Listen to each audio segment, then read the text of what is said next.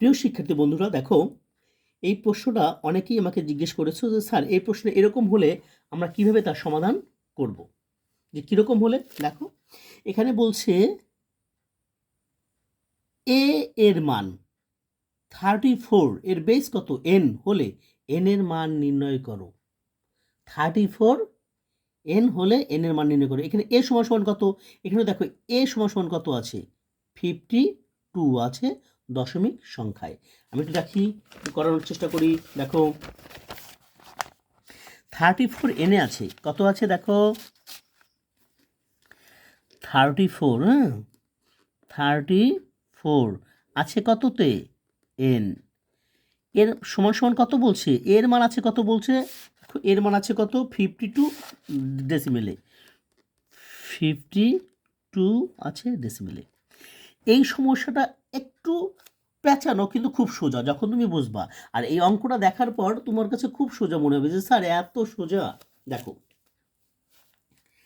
আমরা যখন কোনো সংখ্যা পদ্ধতি থেকে দশমিক সংখ্যা পদ্ধতিতে যাই তখন আমরা কি করি, বাইনারি হলে কি করতাম, বাইনারি হলে স্যার বাইনারি 2 দিয়ে গুণ করতাম, যদি অক্টাল হতো তাহলে 8 দিয়ে গুণ করতাম, যদি হেক্সাডেসিমেল হতো তাহলে 16 দিয়ে গুণ করব।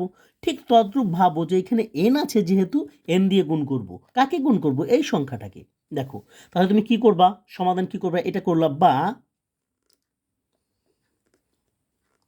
এই 3 গুণন এন যোগ 4 গুণন এন, এখানে এনের পাওয়ার 0, এখানে এনের পাওয়ার 1।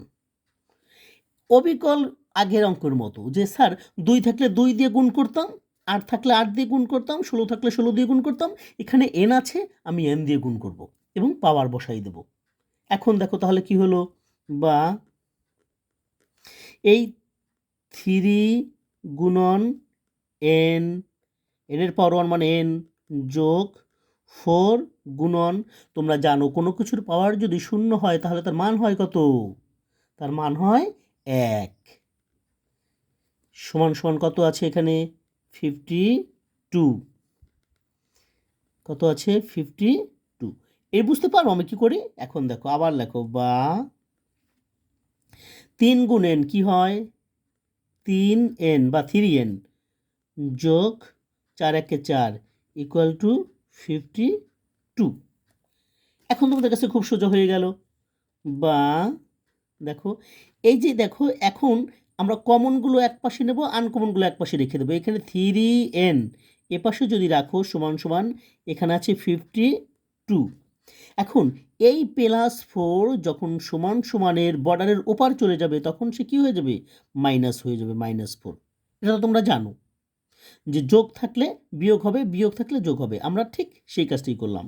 বা দেখো, বা এই 3n ইকুয়াল টু 52 থেকে 4 গেলে কত থাকে 48, ঠিক আছে। এখন দেখো, বা এখন দেখো এই যে 3n আমরা n এর মান বের করবো, এইখানে 3n কি আকারে আছে, গুণ আকারে আছে।